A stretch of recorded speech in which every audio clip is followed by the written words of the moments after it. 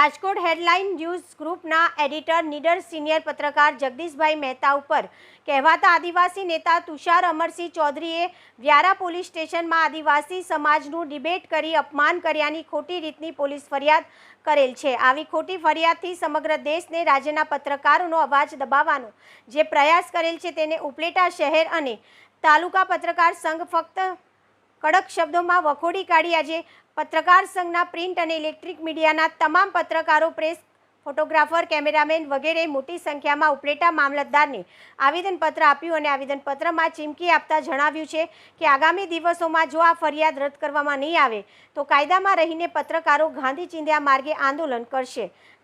Reporter Asif Khokhar, Upleta. Krishan Kant Chotai, Upleta તાલુકા પત્રકાર સંઘ પ્રમુખ।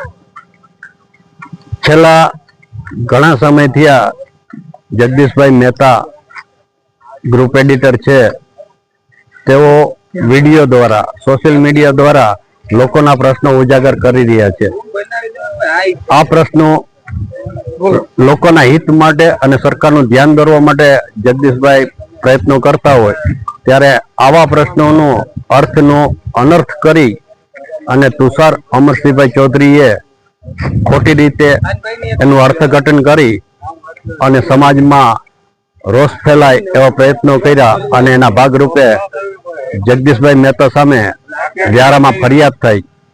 આ ફરિયાદનો ઉપલેટા તાલુકા પત્રકાર સંઘે વિરોધ કરી અને આજે રાજ્યના ગૃહમંત્રીને ઉપલેટા મામલતદાર મારફત આવેદનપત્ર આપી આ ફરિયાદની પૂરી તપાસ કરીને ફરિયાદ રદ કરવાની માંગણી કરેલ છે।